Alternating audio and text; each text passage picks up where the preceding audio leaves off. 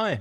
Have you ever started a conversation in English and then it just dies? There's awkward silence and you have no idea what to say next. You know the grammar, you know the vocabulary, but when it comes to small talk, your mind goes blank and the conversation stops.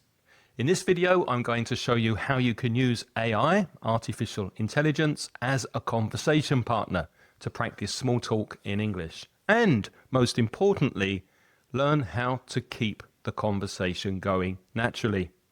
If you're new to the channel, I'm Craig. I've been teaching English for over 30 years, helping thousands of students to become more fluent and more confident in English. And I suggest using AI to help you improve your fluency. You can practice anytime. You don't need a teacher. You don't need a speaking partner. And you can make mistakes without feeling embarrassed. Now, today I'm using Microsoft's Copilot, which is my current AI of choice for speaking practice. But this, of course, will work with ChatGPT or any AI that has speech capabilities. Now, the first time you go to use Copilot, it will probably ask you for permission to use your microphone. So here there's a little microphone icon. It says talk to Copilot.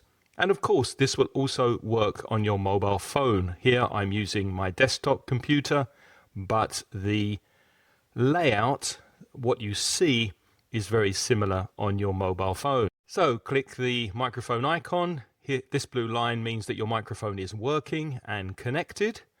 And I'm going to click allow use of my microphone this time. Now, what's very important when you start speaking to AI is your prompt. Your prompt, what's that?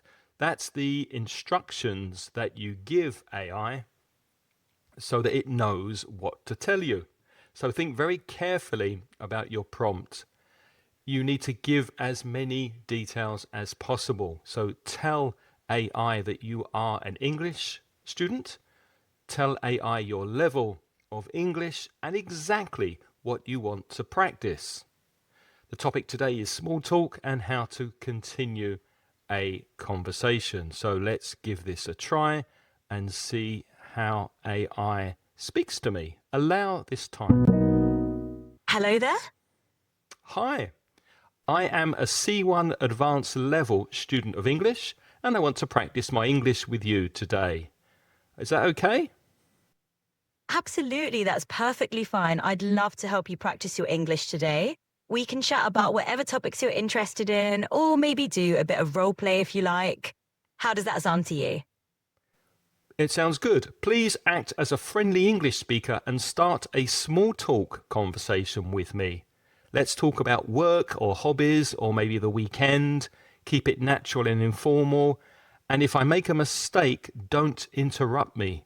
Please correct me at the end and suggest a more natural and improved way to say it, giving me feedback on my pronunciation, vocabulary, and grammar. Sure, I'd be happy to. So let's kick this off. All right, just imagine we're at a coffee shop or something.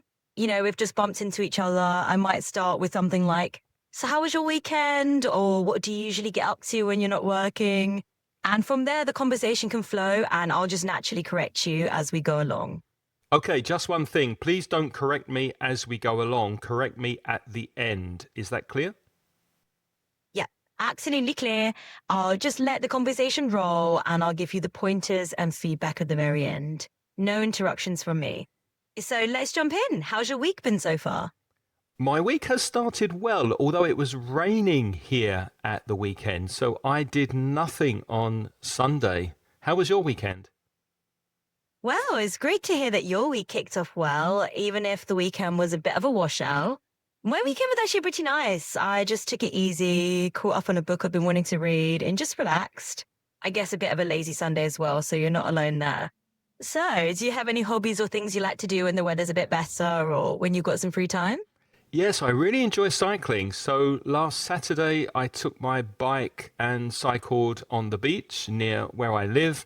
And it was busy, it was full of people, so it wasn't very easy to cycle. But I did have a good time cycling on the beach. What did you do? All right. That sounds like quite an adventure out there on the beach, even with all those people around. And I understand exactly what you mean. Dodging crowds can definitely make the ride a bit trickier. It's great you still managed to enjoy it. Sorry, you And said dodgy. What does dodgy mean? oh, of course. So, dodgy is one of those casual British English words we toss around. It just means something a bit tricky or slightly difficult, sometimes a bit suspicious. But in this case, I just meant dodging around people or navigating around a crowd is a little bit tricky or dodgy.